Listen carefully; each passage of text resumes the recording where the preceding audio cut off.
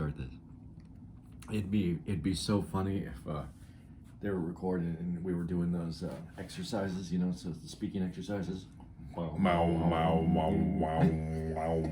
Hey, hey, hey, hey. We're in Baltimore. Actually, we're still in Tacoma, but yes, but when you hear this, we'll be in B-More. We'll be in B-More, home of the lemon meringue rat cake. All right. Can I get that slice with the rat tracks on it? Yeah. Let me get the rodent. Let me get the rodent pie, nigga. Dude, everybody's gonna be so mad because they're gonna say that they got it all cleaned up. I don't give a fuck. Not for me. Once I see rat run across cake, I'm done. Do you still need milk with that cake? When I see the rat, shit. Nah, nigga, I need something strong, motherfucker. Okay. So, had it not been for even if the experience was good, a la the Tyson thing, I was going to talk about it either way. We had originally planned to talk about the Patrice O'Neal doc, and I thought we would have time to talk about both, but Tyson ate up the whole hour. I shouldn't say it. Ate with Tyson. It chewed up the whole hour. So let's get back to what we were excited about. Let me ask you one question about that Tyson thing. Yes. I know we spent an hour on it already, but right. I wanted to just ask you, if Tyson called you up right now and he said, I wish I could do a Tyson, but I can't do a little myself. All you gotta do is put it just like your tongue is trying to bust through your front teeth. But Eric, I know you're mad at me, but I'm gonna fuck you till you love me. Oh, listen, that was one of the things, and see, that was one of the jokes I wanted to make.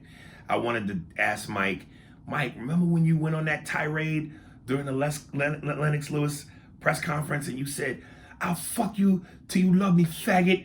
I'll fuck you right here in front of everybody." I wanted to jokingly go, Mike, I'm telling you right now, if you would have told me that, I would have told you I loved you immediately. If it meant stopping the fucking process. Nigga, I would have laid in your arms and nibbled on your ear and told you I loved you. And I wanted to say that, and that's part of the reason why I wanted to have the dinner, to feel Mike out, to see if I could make that joke, if I could take him back to when he said some shit like that. He might not have wanted me to do that. Right, that's why you would have to do it. I just, that to me, yeah, dude, I could see that though. That's what the dude should have yelled at. I love you too, Mike. And man, yeah, okay. Patrice O'Neal, the fucking documentary entitled "Killing is Easy," and that title, I gotta say, threw me off because I thought part of why they named it that was he was going to make the point about not killing and bombing and going through that as a growth experience. But they kind of did, because when they talked about it, they said that there was the part where he said, Patrice said, once you learn how to kill, you can always kill. Right. That's the easy part. Right. Learning how to work through making yourself that honest person, the where your jokes come from a better place, when you when you're moving the conversation in comedy. Right. That's the part that's hard. So I thought they kind of addressed that. That's what the killing is easy meant, was that, once you get to that level, like, you can kill, but that's not what it is. That's not the most important part of this. What did you think about it overall? I enjoyed watching people that came up with Patrice talk about Patrice. Right. But it was a recap and of Patrice. I don't even want to say it wasn't a great recap, because I was disappointed that they didn't talk about when he went to London and when he had that experience for a year. Because he said that, from what I've read about him, he said that was a crucial turning point in his career as well, that he saw things differently from another country, saw this country. I thought it was about the people that were talking about Patrice and how they felt about Patrice, and I like that some people, the most honest person in that room, even though some other people made references Donnell to Rawlings? Donnell Rawlings and Bill Burr. Donnell Rawlings did it in a jokey way, so did Kelly. kind of a joking way. But Bill Burr, when he said, there's a lot of people who were just happy he's dead anyway. I mean, he said it with the without trying to make it like, this is the facts. This is, and he brought up some of the stuff like coming to like, I would have 5 jokes for every one of you because I knew that basically we're going to get beat up. I thought Bill's was the most honest in that round table when he was talking about it, towards how people felt about Patrice. Right. But Donnell was right on point when he said it too. And when Donnell went, he was an asshole. Yeah. Point blank. He was a funny asshole, but he was an asshole. He was a lovable asshole. He was. Yeah. You got. He gave you a better sense of how people necessarily who weren't close to him got to see him. Right. I really enjoyed the special, but I thought there was a lot missing. There's a few things in there that I think are mischaracterized. You want those? Yeah. Right now, or you want to talk about? You want to go? Well, don't forget that mischaracterized. Yeah. I was disappointed because I felt like there was nothing I hadn't already known, and I thought that this was going to dig deep and give us more. Before I jump on that, let me say, it feels like there's this thing that when you die, all of a sudden now you become Bigfoot. You become legend. Yeah. Where it's like, where is this legend and this? That's why I love this thing that the young generation, I'll give them that the young generation does now, where they go, yo, I'm gonna give you your flowers now. Like, praise a motherfucker when they alive. It seems like when you die, there becomes this bigger than life thing about you where they sometimes exaggerate. And let me say what I mean. I wish they would get off that horse shit. This thing where they go, man, Patrice never wrote anything down. He was like Biggie and Jay-Z. Like, he just was so, and I'm a Patrice dude. How many times have I said School of Patrice and quoted shit and that he said and done? So, I love the shit out of Patrice. But stop it. Stop making it seem like this nigga was just so incredible. He just went on stage and did whole bits off the top of his dome that were incredible. Granted, now that's very different from improv. Any great comedians can have the ability to go on stage and go off the cuff on some improv shit, fucking with the crowd, and do crowd work that is spontaneous, that is incredible. And that, like I've always said, is its own unique gift, because every comic can't do that. There are some comics who freeze like deers in headlights when they have to do crowd work or have to go away from their script or their playbook. They simply cannot, in football terms, leave the pocket. They gotta stay in that fucking pocket. If they leave that pocket, they're doomed. Some niggas, like Patrice, can do a Michael Vick and run out the pocket for the touchdown. That's very different from bits. Like motherfuckers act like from the moment he touched the stage, from the first thing he said to the last thing he said, this nigga just came up with a perfect bit off the cuff. No, they even showed where he had a list of shit with titles. And if you watch enough Patrice O'Neal footage, one in particular of him at the Comedy Store, where he's doing like an hour and a half, and then you look at certain interviews and certain other places where he's performed that look like it was shot on home video, you could see the progression of the bit. You could see him working it out. So by the time it got to Elephant in the Room, by the time it got to the HBO half-hour special, it was complete. It was perfection. Is it pen to paper? No. But it's still in your mind, pen to paper. But I think that's what they were trying to say, that he worked bits. He didn't write, because others... No, but they made it sound like this nigga was incredible. Like he just got on stage and just went, here's a new bit off the top of the dome that's perfect. Now, they said the same thing about, again, here's with my names. Who was the white dude who came from the preacher's family that died in a car accident after he got married? Sam Kinison? Yeah, Sam. They said he never wrote anything down either. You don't have to write down. Yeah, but no one's writing. You don't have to write that down. You got to get the order right. Oh, okay. Oh, right. The yelling order. But there's comedians that work, and I think this is where the difference is in what they're talking about. There's comedians like Seinfeld that writes every word out and Right. eliminates words. And you know, Seinfeld talks about getting to the art of it is to say the most with the least amount of words and removing words. Mm-hmm. That's not what Patrice did. That's not what they're talking about with like Kennison. They went on stage and they beat it up the room until they honed that joke. Right. And that's a difference. And maybe when they say that, they mean it as we would talk to each other. Oh man, you know, I don't write because I don't write.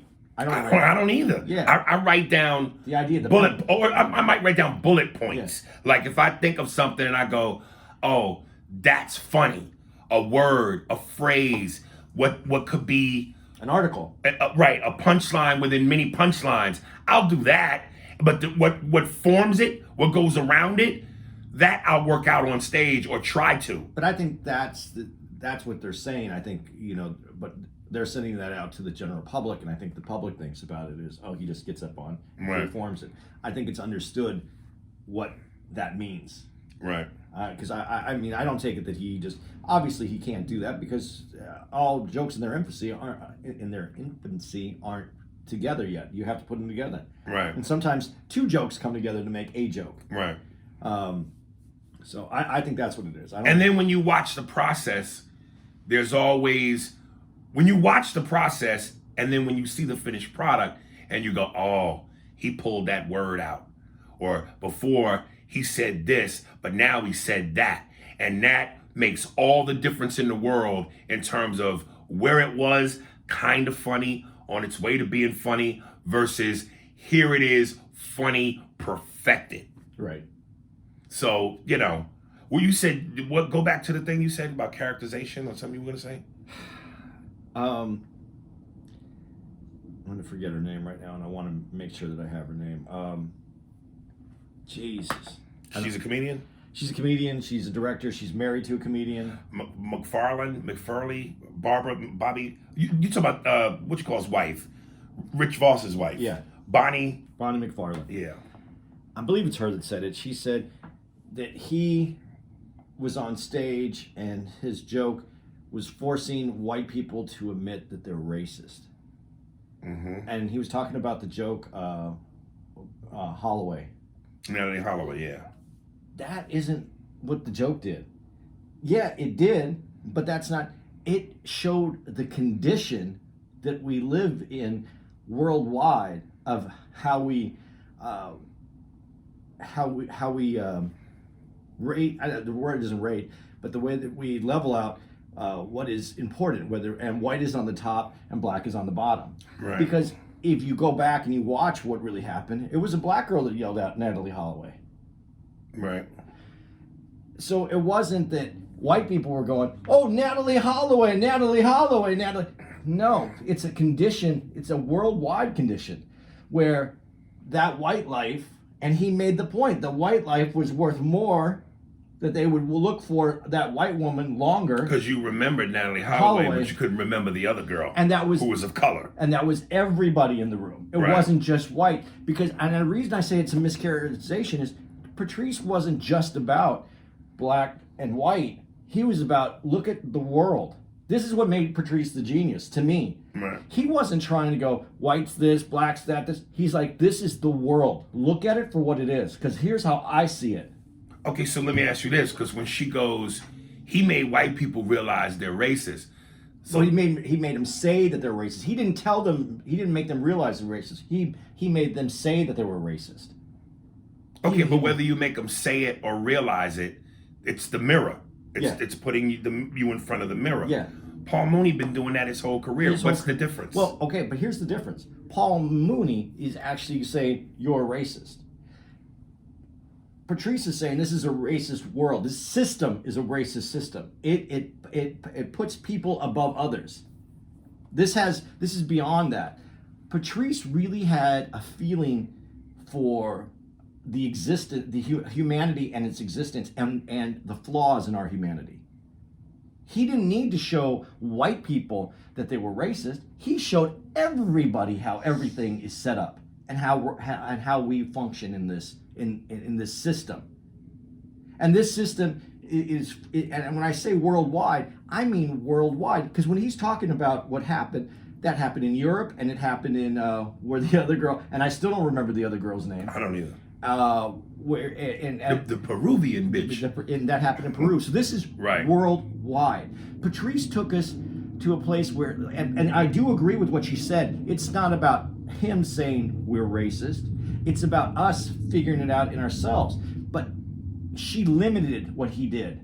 And that's what made me disappointed in it, because as a comedian, I would hope that you see it wasn't about making white people realize something. It's about making the world realize it.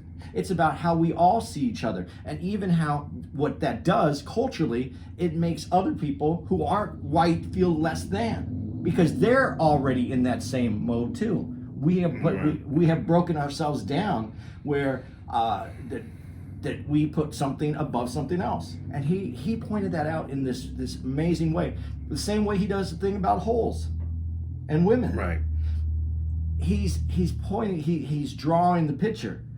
You're viewing the painting that he puts together, and he's not deviating that painting from what is actually happening. He isn't. It's not his opinion. It's obvious when he puts it together. He points out what is so obvious that we're refusing to see. And she limited it by making it, and that's a white guilt thing to say, oh, look, he made white people realize that they were racist. White people already know they're racist.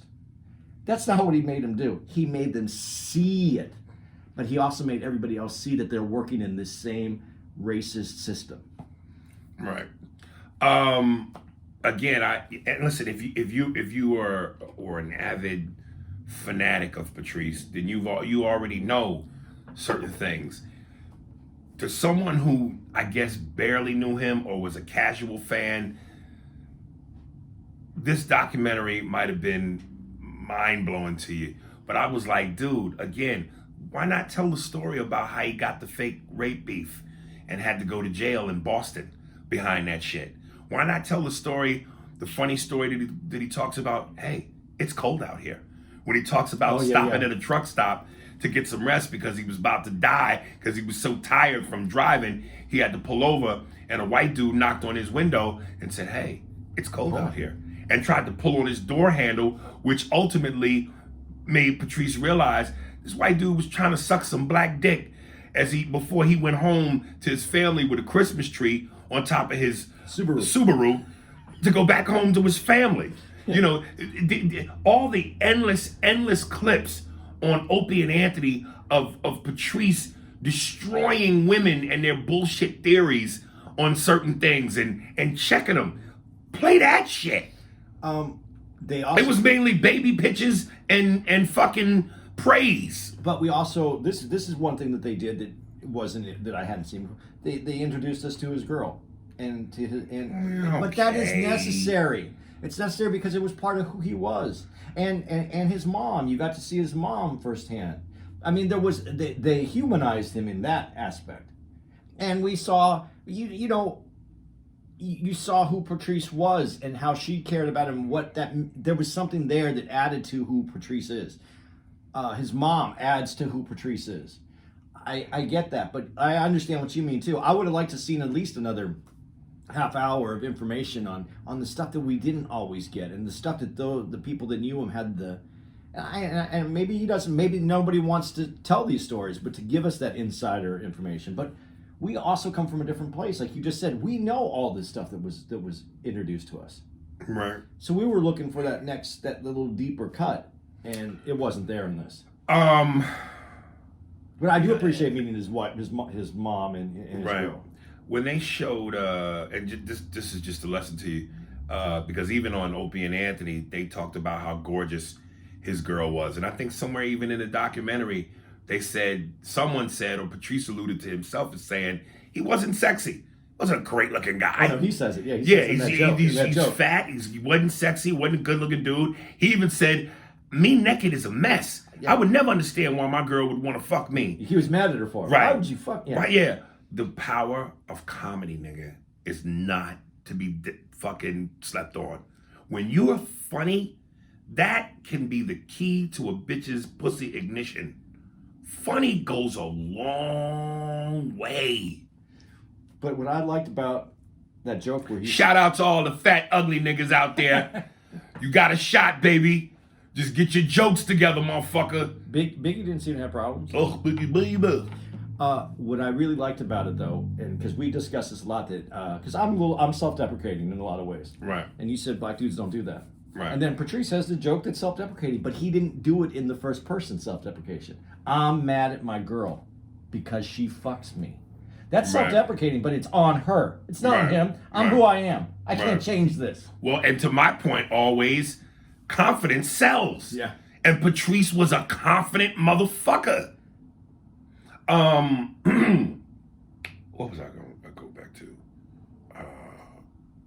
His adopted. Did he adopt her, or did he just? It was his stepdaughter. It was a stepdaughter. He adopted her, Whatever. She's not also- formally. But that was also crucial to let you know who he was. Like, he didn't want kids, but he loved kids. Right. Even though, he loved her anyway. Right. You saw that he had this heart as well. And I loved that they put that part in with Colin Quinn, like the intervention. Yeah, thank you. That brought me back to my point. Damn, man. I remember you asked me something about, because everybody would say he was on his way. At the elephant in the room, you could feel it turning. And then, he died 9 months after elephant in the room. Do you think it really was going to turn? Because Patrice was like, after I did this, motherfuckers would call me and I would say to them, yo, I can't talk to you right now. You Hollywood about to call. If I'm talking to you on the line, I'll miss Hollywood's call. But 9 months, and when you do something in show business that clicks, or when motherfuckers want you, it don't take 9 months. It's immediate. But we don't know what transpired in between dropping. I would think they would have mentioned it on the special. Yo, he was in deals to do a movie. Yo, he was in contract. He was negotiating for a show. They would have said that. Well, maybe because he did. It was a stroke, right? Yes.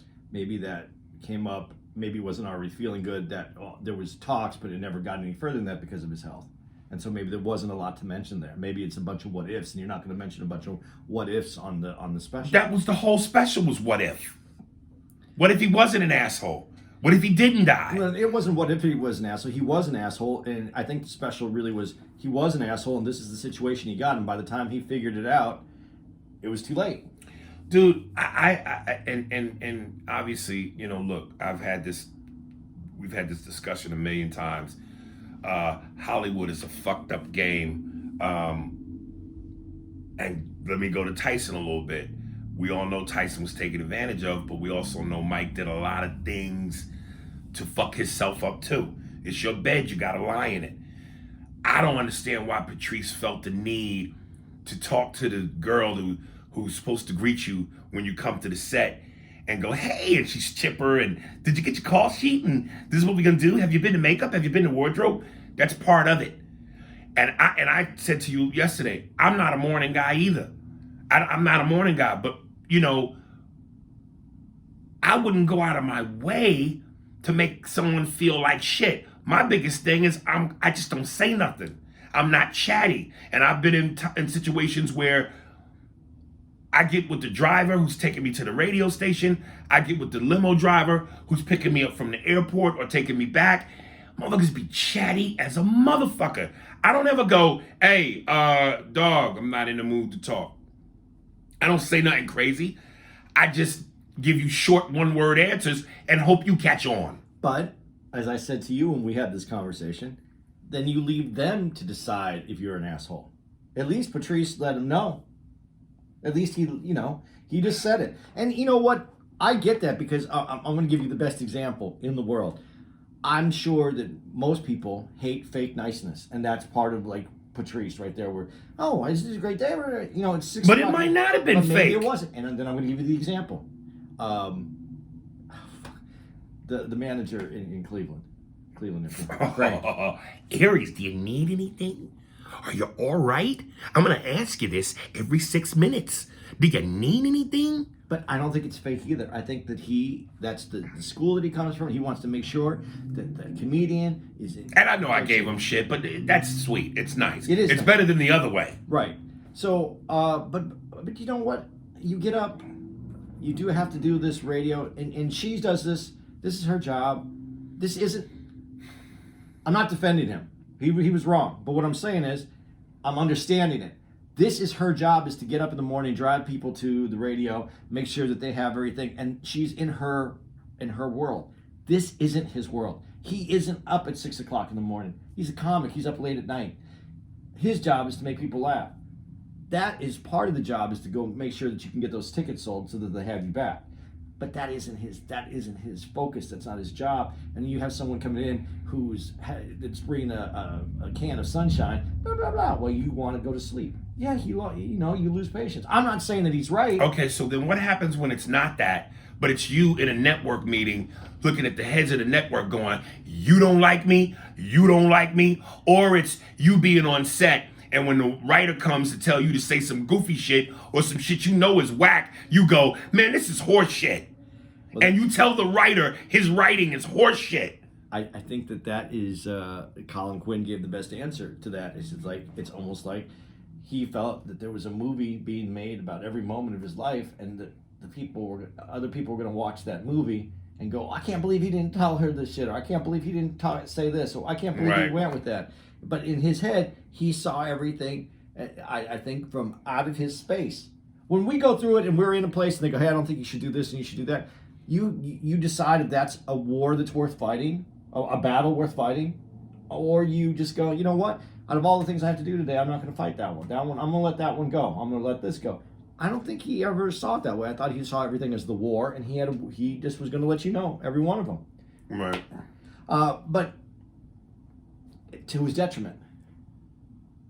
Yeah. But maybe he isn't that comic without that.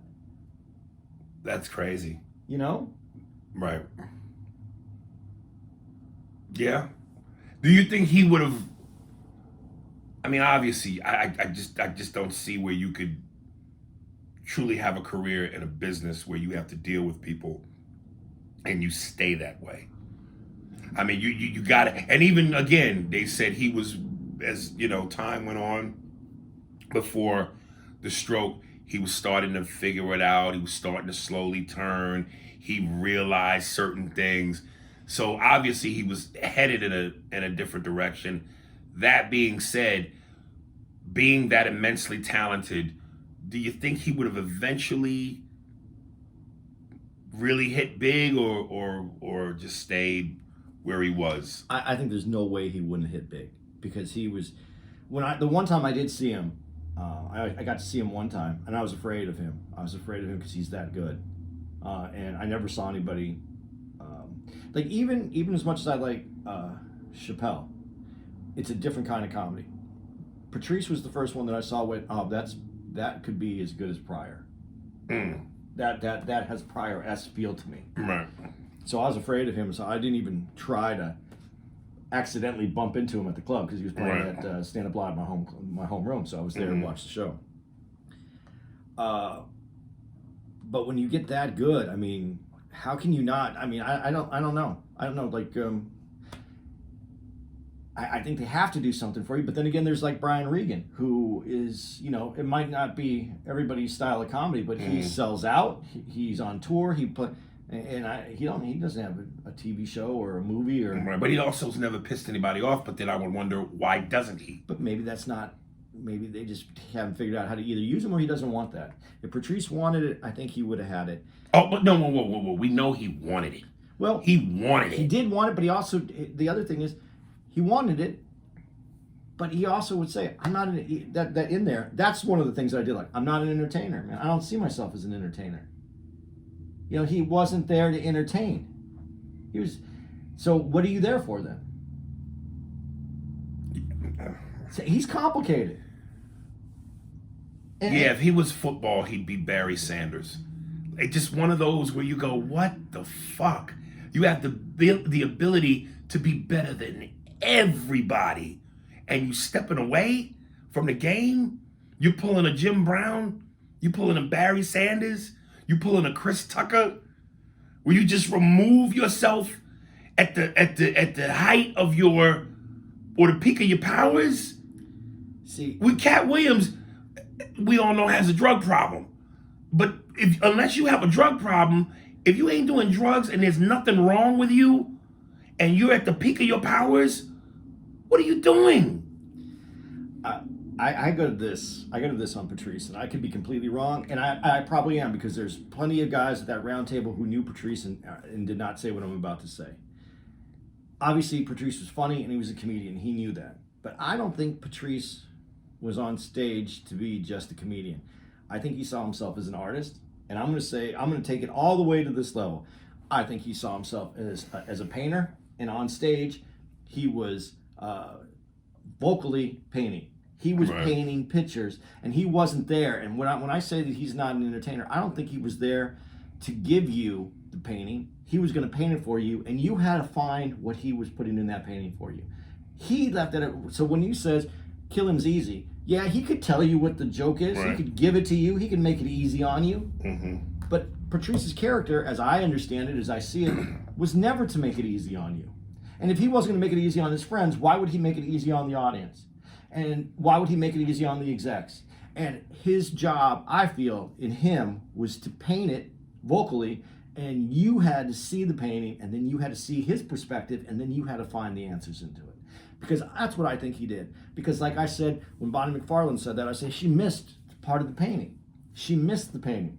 She got a part of it, but there was so much more. There was so much texture in that painting. There was so much more to be seen in that painting. Right. And I felt she gave the easy answer. That wasn't the answer. That wasn't his answer. I think he had a lot more in the painting. That's what I think about Patrice. I see him as a full-fledged artist. And if you go into artists who put actually paint on canvas, they're difficult motherfuckers because they see what they want to have. Right. They're giving you what they want, and they want you to see it from their perspective, and they want you to understand it just from the square that they put together. I think he was doing that, but with his voice, and he was doing that on stage, and he was showing people who they are and what we are and our human condition and life. And he wasn't about to give you the easy answer. He wanted you to figure it out, because if you didn't figure it out, then you didn't understand it. And therefore, if you didn't understand it, you don't deserve it. And if you don't deserve it, I don't even have to like you. Yeah, I know what you're saying. And listen, you are who you are. But I definitely think at times he made his own bed. He did make his own bed. And it's just like, and listen, I get it. Mood, and everybody has a mood. Everybody can be impatient, but I think at times he could have dialed it down. He could have. I think he could have. But in the end, yes, he wanted it. But I don't know that he would. Given everything that he knows, given today, if we could bring him back, I don't know that person that he might say that he would want to change it. I don't think that there was an ability for him to change it. I think it might not have been. I think that's who Patrice was. I think he really saw himself as something more than a joke teller, a comedian. Mm-hmm. I really think that there was more to him than that. And I'm not judging him based on the fact that he, and you're not either, but a lot of people, why didn't he make it? I don't think I think he made it. I think he was a very successful comic to the people that understood him, and not him, but understood his comedy and thought that he was funny, and he gave that to a few people in the room every night, and that's what he did. Well, again, I remember he was on that one interview show, I forget the guy's name, but he goes, what's making it? What is it? But he also said, he would also say repeatedly, I should be bigger than what I am. So whatever he thought making it was, he wasn't that. No. If he's going, I should be bigger than what I am. Well, it was also when people would go, you're the greatest. And he'd say, and he'd reach in his pocket and he's like, oh. His money don't reflect the compliment. But maybe that was another hint into who he was, because he would rather be the guy with no money. He just doesn't need that, I'm the greatest, because if he was the greatest, it would reflect in a different way. No, he wants to be the nigga with money too. But maybe The two go hand in hand. Okay, let me ask you this then. If you could stay exactly where you were right now, but be recognized throughout the world as the greatest comic ever, but never hit that financial number. I don't have to have that title, greatest comic ever, because that's so silly in the sense that it's a subjective title.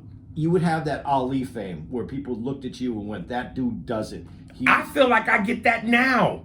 Not on a Kevin Hart obvious level, but in terms of respect. Again, and I always say, I cringe when people say this. I would never bestow this upon myself. But you know how many people go, yo, you're a legend. Yeah. Yo, you one of the GOATs.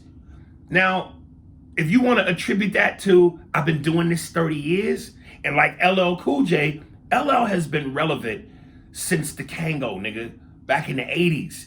That motherfucker, decades.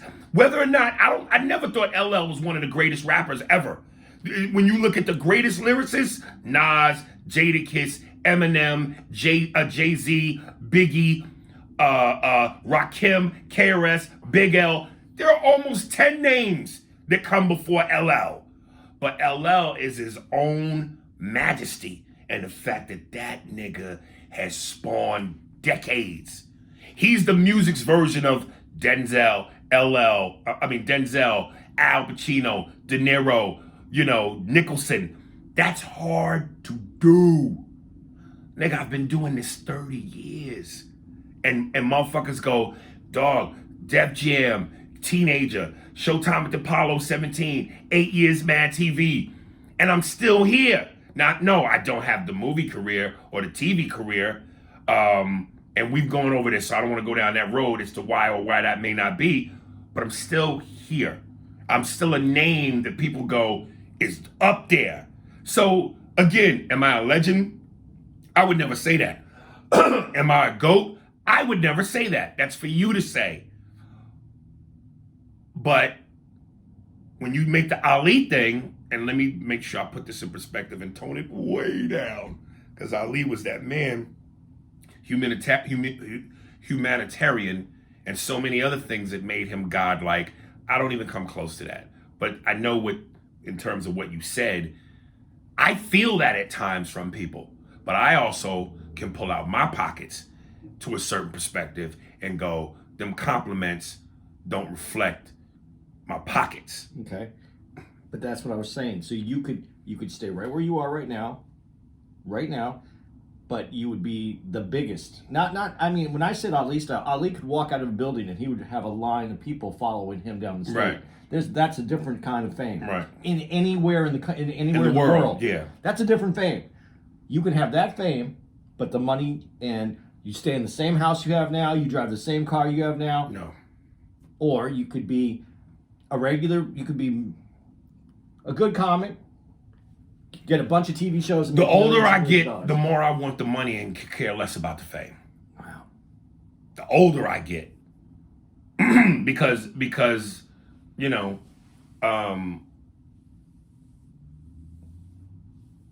yeah, man, I money is freedom, and I just want to be able to make the choices I want to make, and I can go, I'm not doing Cleveland Improv. I would love to be able to say I don't want to do that. I don't want to fly commercial, but I don't want to go down this road because we've talked money and my dreams and all of that a million times. But now to Patrice, I don't know that. I don't know that he would take the money and lower what he felt his value of his art was. I think to him. No, listen. Anytime you can do it on your terms, 100%, and I think that was big with him. He always wanted to do things on his terms, and this is a business where until you reach a certain level, you're not the boss. The motherfucker that signs your checks is the boss. So if they come in with their horse shit or their lack of creativity, which most of them have, and their lack of know-how when it comes to the art of being funny and creative, and you have to listen to that, knowing it's destroying what you know how to do, that's tough, man. Well, and I think that was his point, though, because when he's in that room and the execs are trying to tell him of how he needs to do it or what they need to do, he realizes that all he really has is his name and his ability. And when you put your name and your ability up on something that they control, this world is your word and your balls, and I don't break up for nobody. Go ahead. yeah, but no one cares who the exec was. They don't know how many people look at the producer's name on it, the director's name. They just see, but they'll see the name of the person that was on it, and they'll blame him if it sucks. Yeah, because that guy, the producer and the director, they've had successes. They had successes based on the fame and the potential and the artistry of the person whose name came before theirs. Right. But they get credit when it wins. They don't take the heat when it loses. The artist does. Like, I wish Norton would have. He kind of alluded to it, but didn't go into detail. I wish he would have told the funny furry vengeance story of that movie that he did with Patrice, with Brooke Shields and Brandon Fraser, and how he completely set himself up to have a bad name because of how, he thought the movie was corny, the shit that they wanted, that little dance thing that he had to do that he wasn't into. When you see the clip, the other guys, including Norton, they're into it. They're doing what they're paid to do. Be goofy. And Patrice thought it was corny, and when they cut to his face, he looked like he didn't want to be there.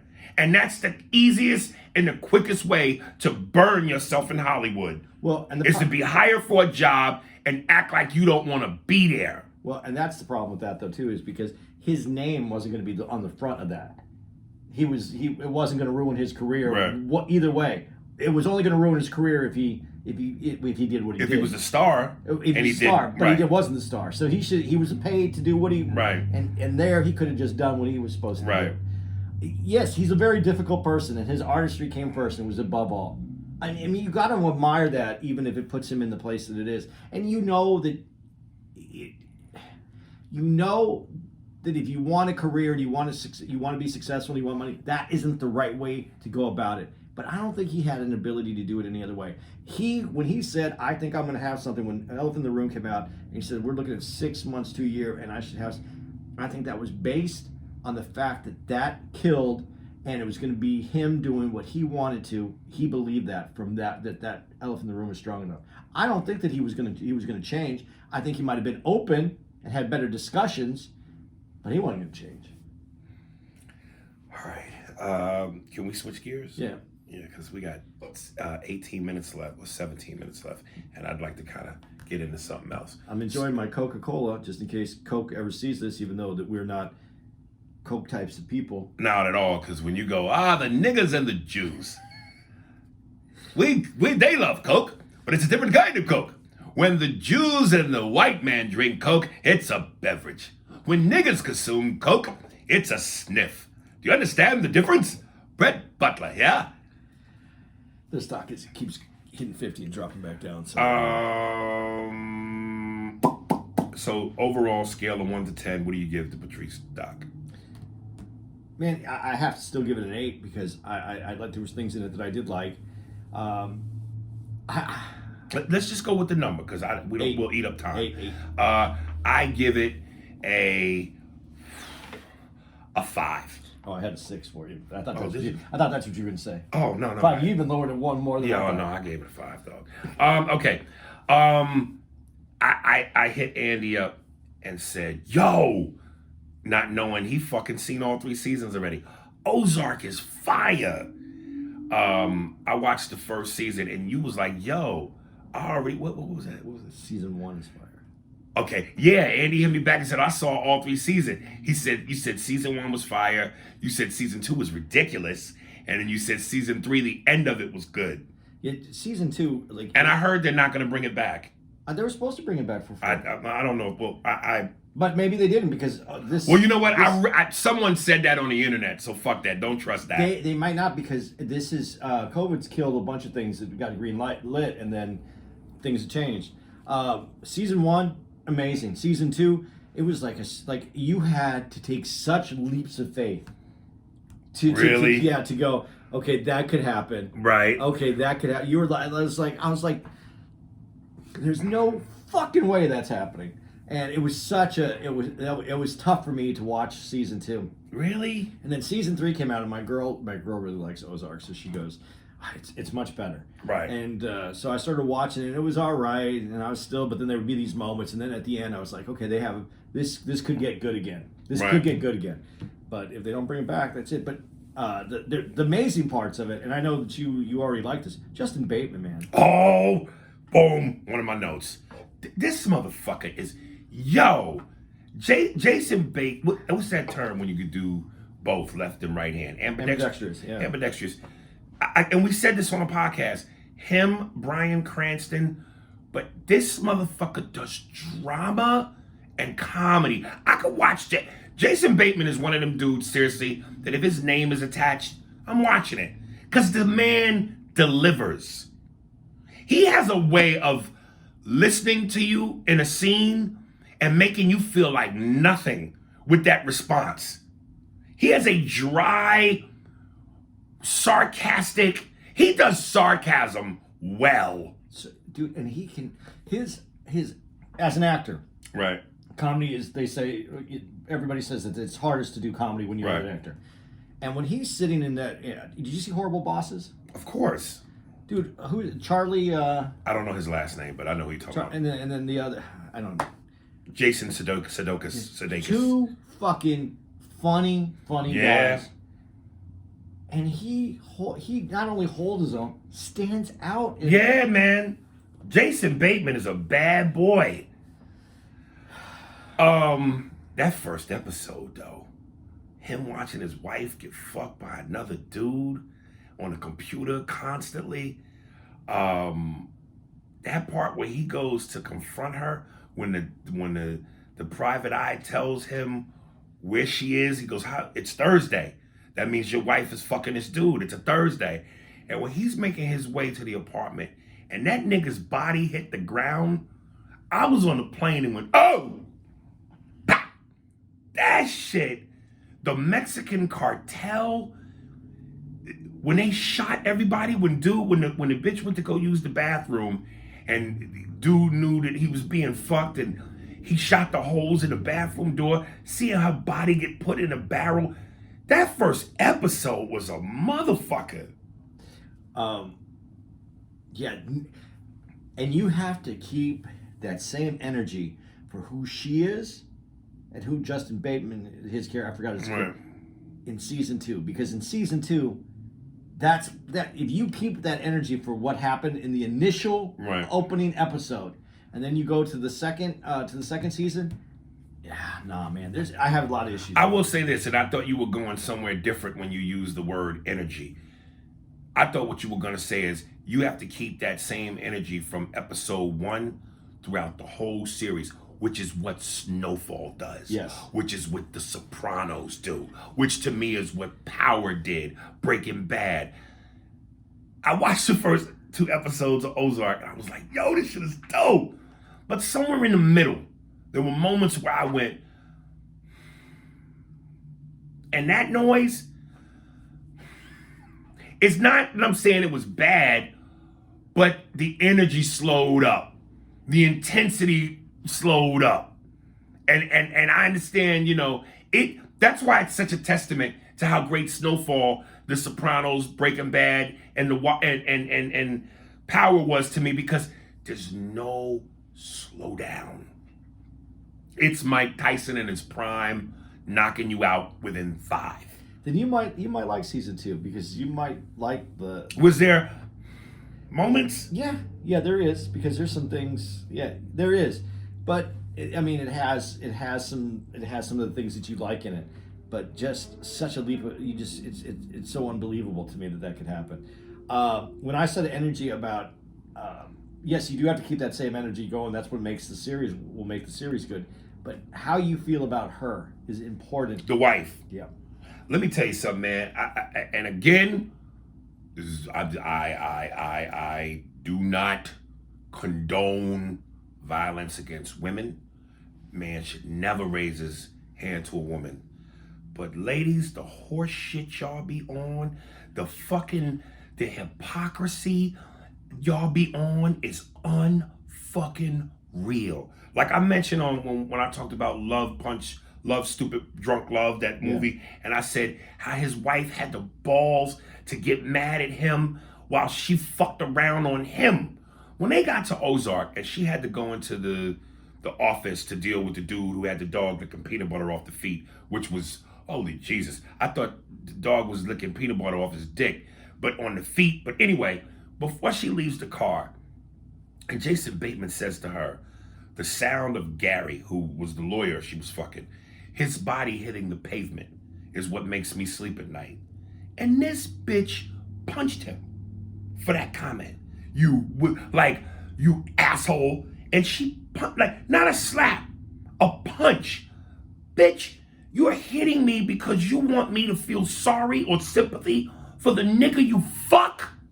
Not to That, mention, are you out of your fucking, that's that twisted woman shit. How dare you, bitch? not to mention in that scene, and this is why I said you got to keep that same energy to her throughout everything, because, and this is a spoiler alert for anybody who hasn't seen it, because we're getting people that are actually going back and seeing series that we're talking about. So if you don't want to know what I'm about to say, because it's Right. crucial to the very first episode, not only is that dude who hits the ground, he's also the dude who got him in trouble with the cartels. They had no idea that was going on, or if he had some idea, thought it was kept away from him. That dude, and then he fucked that relationship up, and his wife is fucking that guy, and that's what's ruining his life.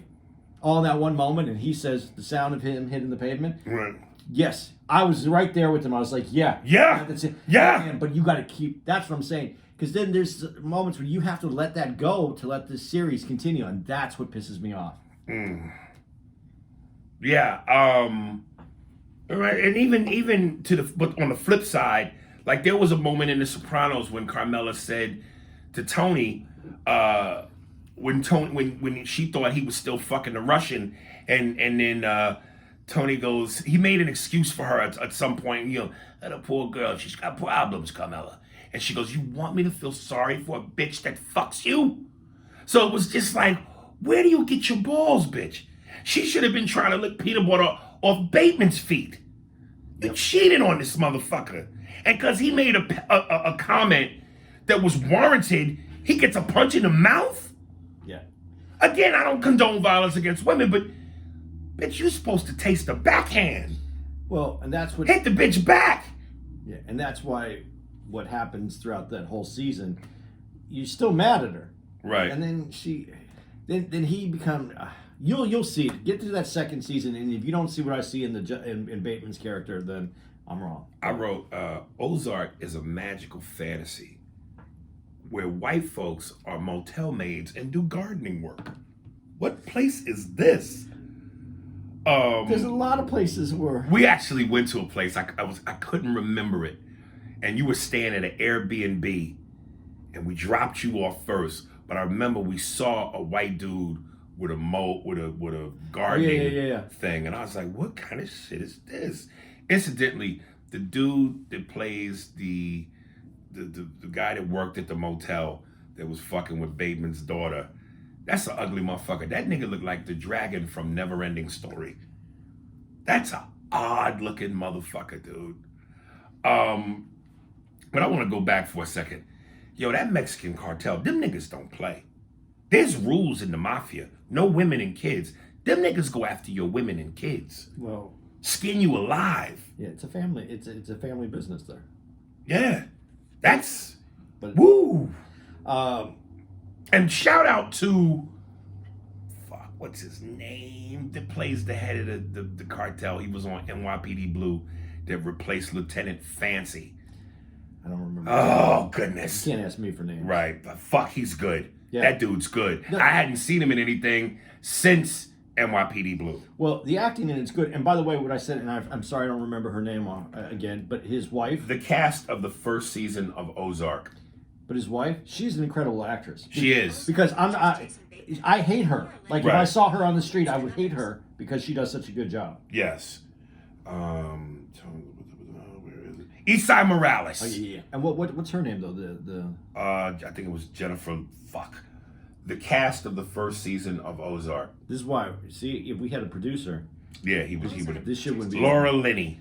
She's great. She really is great. Right. She's played a lot of wives, but this character really gave her some room to fucking stretch that talent out. And then the scene where, again, to the woman hypocrisy, the scene where leading up to this, Jason Bateman and his wife are on the outs, and they're both saying, "Look, we're only doing this because we're trying to get out of the situation and keep the family together, but you and I are done."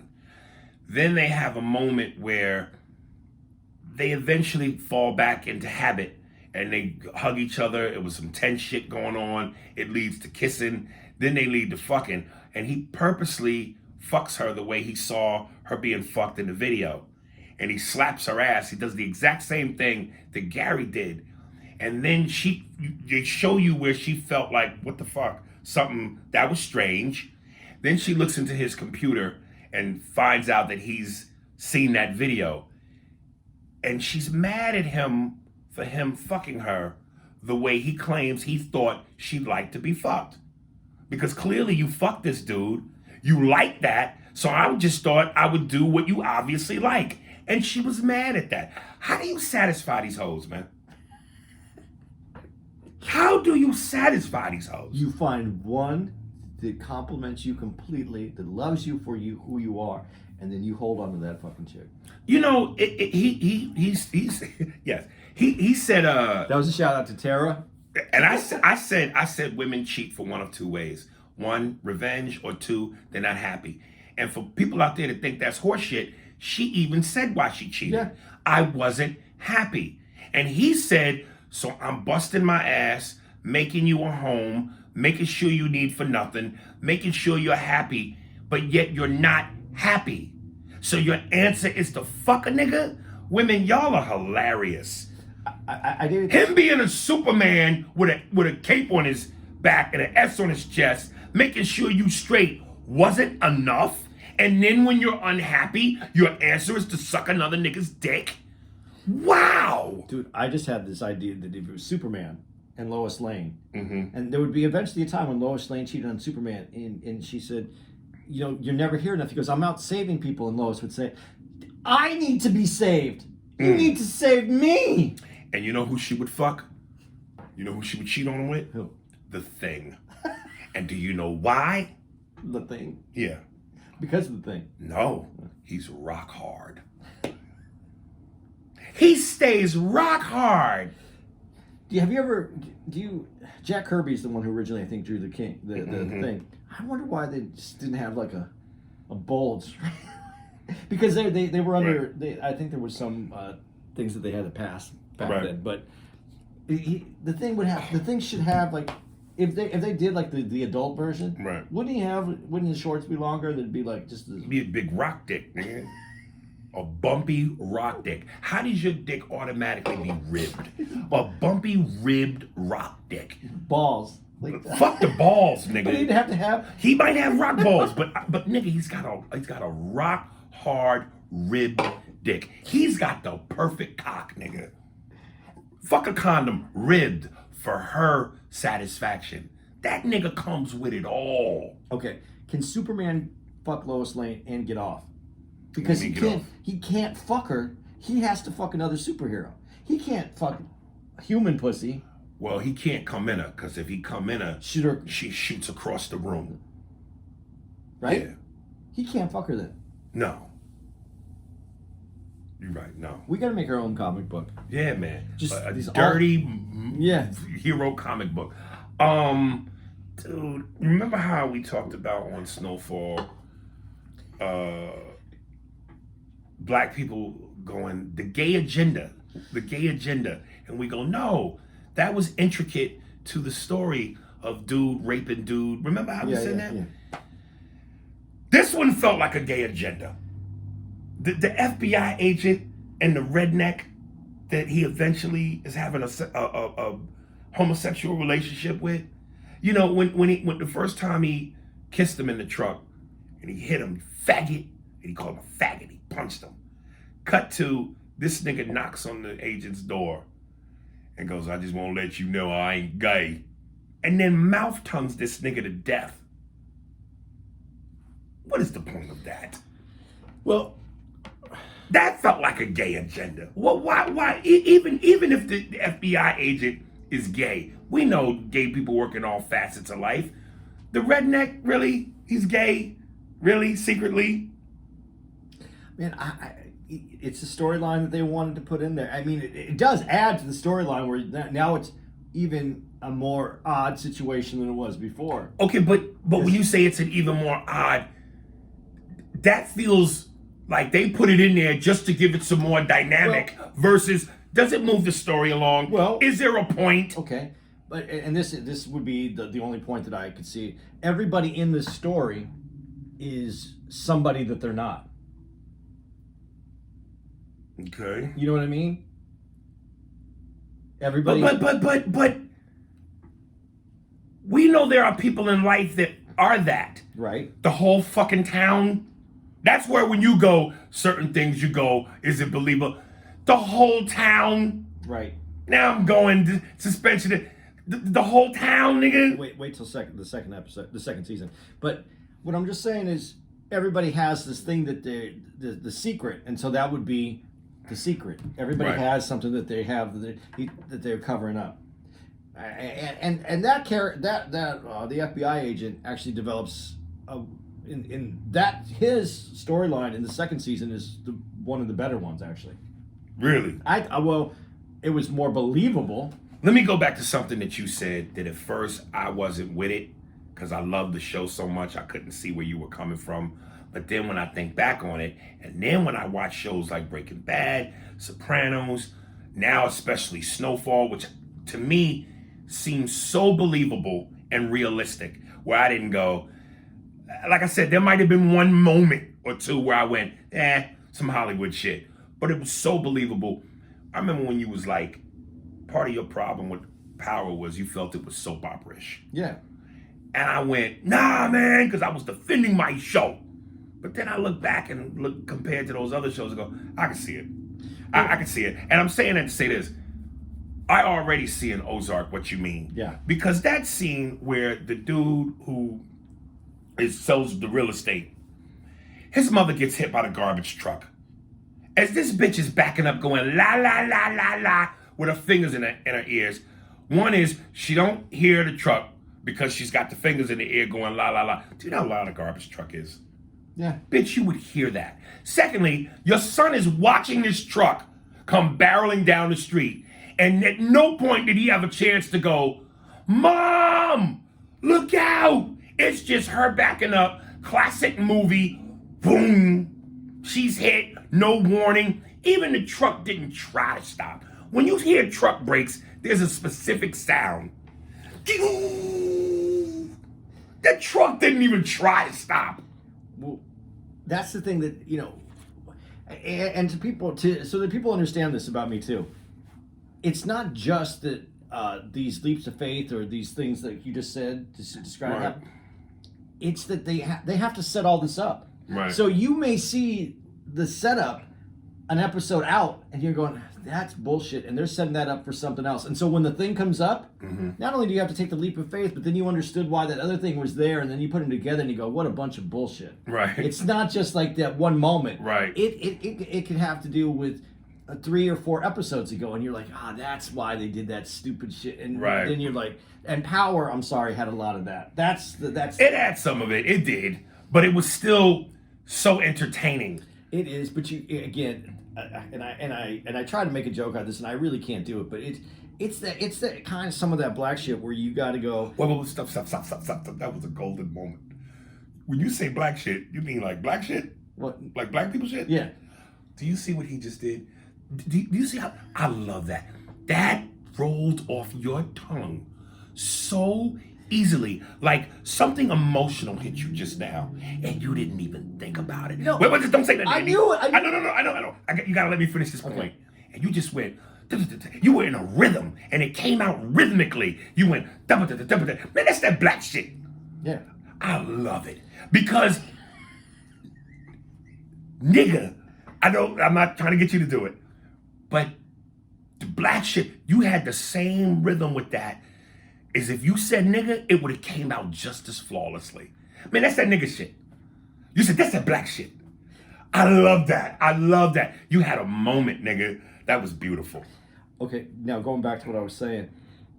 There's this energy where if it's something that's black, the culture, the community stands around it. Even when you see something that you're like, okay, yeah, but we got you. That's why I'm like certain rappers. Everybody knows this rapper is bullshit. Right. But some white folks around, you got to be like, no, he's the truth right there. Right. Because it's I don't understand how you guys have to do. That's the freedom of being white though. There's wait a minute. You talking about it in regards to power? Power, yeah. There's a lot, But some of that is culturally some shit. The way the show flows is how we flow. Yeah. So because you're not as rhythmically inclined as us, your dance steps is off, nigga. No, but some of that just doesn't. And happen. that's that black shit. And there was a white dude in there fucking up some of that rhythm. Yes. Okay, so that being said, I get it because there's not a lot of movies that are predominantly black based. So yeah, that's it. But and then that's what makes me mad. I was watching Power and Snowfall, which is mainly black based as far as the actors, all the people who work on the movie. Right. That's a fucking show. Right. So sometimes I think we get caught up in it's that show, so we're all going to support it. And that's how I feel like when the people came at me about Power, when we were talking about it, that I didn't get it. I got it. I just didn't agree with it. Okay, let me go back real quick to the thing, because there was that scene where you thought he was in the car getting blown by the prostitute, but he ended up, it was a date, it was like a dream. The prostitute recognizes who he is as a man, and she says to him, "You'd never missed a mortgage payment. You got Christmas gifts under the tree since 22. Makes it possible that his wife needs for nothing." And I wrote, when women start becoming too complacent and comfortable, especially when you got a man who's giving you everything, you become eligible to be cheated on. And it's almost the same, but not the same, whatever horseshit logic women go, "I'm not happy, so I'm sucking another cock."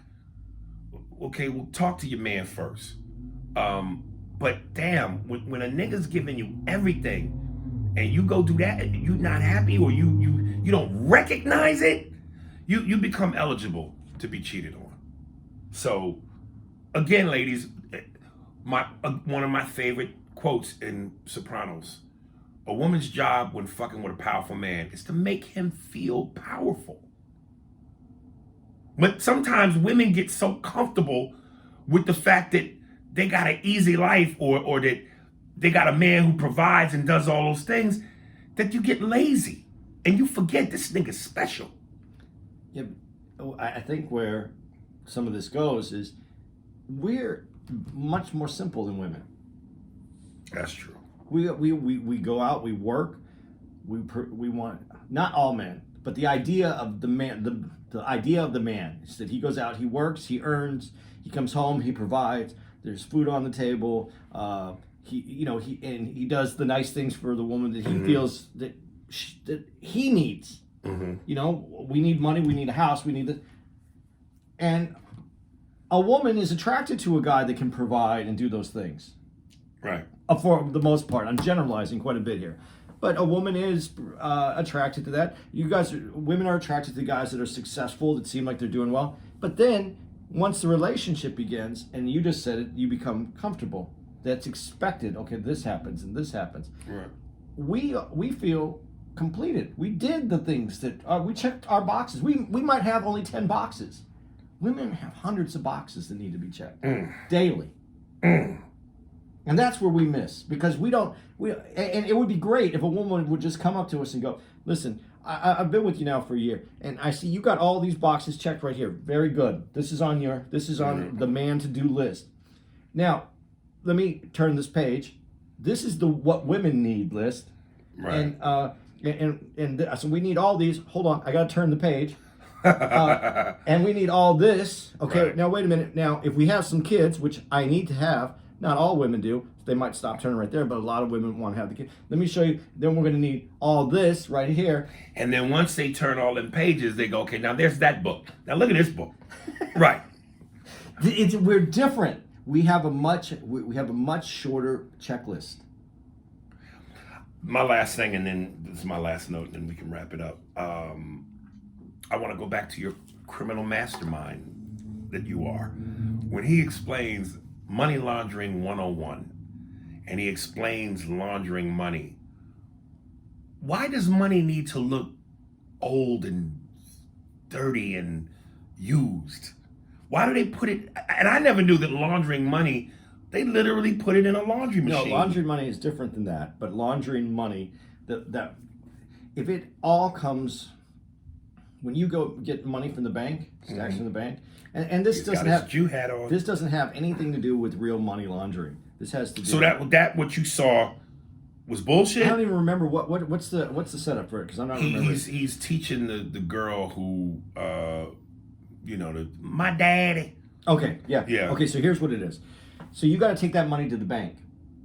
And when you get money from the bank, or when you get money that hasn't been through, been in circulation, it all sticks And together. I'm going to write this down. Steve, give me some, as Andy's explaining this, some pencil sounds on paper. All right, coming back to Andy in 3, 2, 1. Okay, so when the money hasn't been in circulation, it has a different feel, and that feel also doesn't have wrinkles in it, and it sticks together. And the people at the bank, thanks to the government and the way things work, are trained that if people come in all the time with clean bills like that, that they need to report that kind of money coming in, because Clean bills? Because there's something. So what they're doing is they're putting it into a dryer with stuff in the dryer, so it crinkles up the money and makes it look worn, so that you believe that money's out in circulation, so that it came from a business.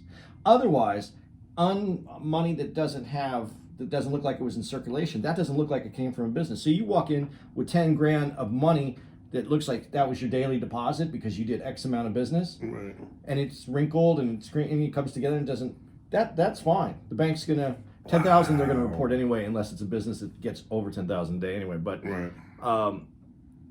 but when you come in and it's if it's perfect, they're going to go, oh, that's coming from something else. We need to know where that money's coming from, because that's just clean money. That isn't. Right. They're not getting that because someone walked in and with brand new money from the bank and threw $50,000 down on the table. So that's why they're doing that. That's just really to get to change the look of the money. Right. For the initial bank. And are you saying it's all to lower suspicion? Yeah, that's all that is. Okay. Now, laundering money is a whole different thing. Right. And you can watch any movie about gangsters from the 80s trying to take their money in the bank, and then you can see the cahoots the bank had with them and businesses, so that they can get away with this. So you can look that you can learn that one on your own on laundering money. I'm not going to talk about that because I just feel that somehow that puts me in a bad place. Yeah, that kind of place. And I've already been in a bad place before, so I don't want to be on. I don't want to be on that. Yeah, I'm not proud of my of that illegal past that I had, Right. but I don't change myself. And because of all the things I've done, which is many, many different things, I have a very enjoyable life. I looked at you the other night and said, I've had a very interesting life, and I've enjoyed. Not all the experiences were great, but I enjoy my life overall, and I like that I have all those. But I think I know when to stop. And describing money laundering over our podcast isn't the one I want to do, unless we come up with a money laundering podcast. All right, folks. Well, I can't wait to watch season 2. And before we go, I told you, and as we're talking about this, they're showing on the TV for upcoming March 28th, baby. City on a Hill. It's back. I'm waiting before I eat all the potato chips. Excuse me. There it goes. But you've already sampled a couple chips. Snowfall, how was it? No details, just tell me. No, I'm not going to give you any details. I was, there is what you're looking for, but for some reason, I'm going to tell you honestly, and maybe it's just that I wanted more because I binge watched all 3 seasons, and I'm running full sprint, and this is starting off. It delivered it to me a little different, and I'm worried a little bit about, does that have anything to do with Singleton not being there? What's Oh shit! So is this bad? No. Everything was good. Everything was there, but it felt there's a little difference, but it might just be like I said because I was still running. Right. And there's a slowdown. Yeah, there's a little. Well, no, there's some shit that goes off right away. Right. But it was just delivered a little bit different, but it's going to mature as this goes along because Franklin isn't the same Franklin. We left that Franklin, and we got a new Franklin, and so that is being introduced, and so it's gonna be a few episodes I think before we get into the role of it, but they've also introduced some very interesting relationship changes, and I think that was the initial. That's the initial, and they had to show the development of these different characters so that we could get to where you're gonna rip open that bag of chips and not stop eating. Okay. I don't know. Damn, that was a long preview they showed of City on the Hill. This shit must be fire. This is another show that people keep telling me, The Chi. And I auditioned for this and got close to getting this. I got to there's usually 2 or 3 steps.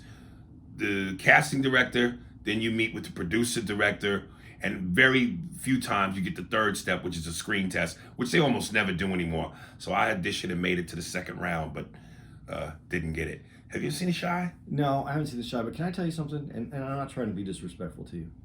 Listen, this traveling, we're doing a lot of cities that are just opening up. It's a little bit more difficult doing comedy right now.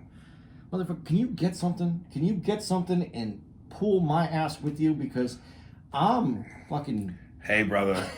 No disrespect. No, listen. One of my biggest fantasies is either I get something that I can cast you in, or if I can't get something to cast you in, but I get something that...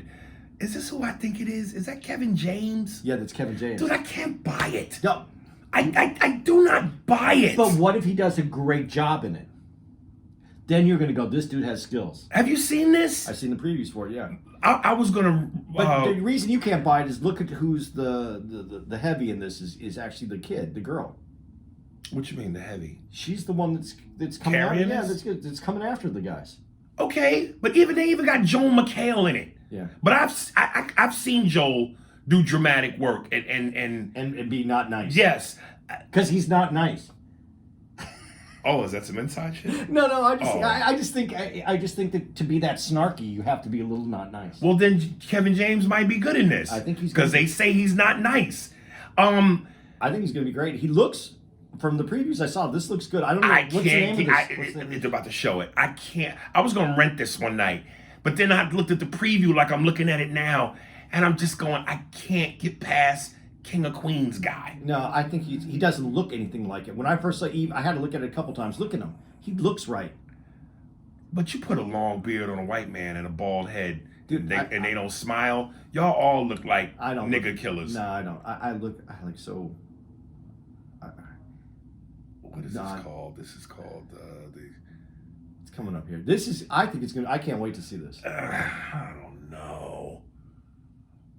Yeah, they just did the names: Joel McHale, Kevin James, Becky. Yeah. See, I told that whole thing right there. It's a series or a movie? Yeah, I think it's series. Really? Maybe it's a movie. Oh, okay. I don't know. I just saw it. I can't wait to really see it. That's what I want to see. All right. Have you seen these guys? DeSouza and Merrill? Yeah. Nah. I've been trying to get on their show. They ain't showing me no love. It's a good show. I'm sure it is, but when you don't show me no love. Dude, look at the guests, though, that they've had. They get some big motherfuckers. Yeah. But I was saying either that or I at least blow up enough to where we can pick and choose the spots and fly private jet. That sounds good to me. I'll take that one, too. All right. Well, there you go, kiddies. You got some extra meat on this bone. You got 19 extra inches of dick. I'm sending out an SOS because I'm getting concerned.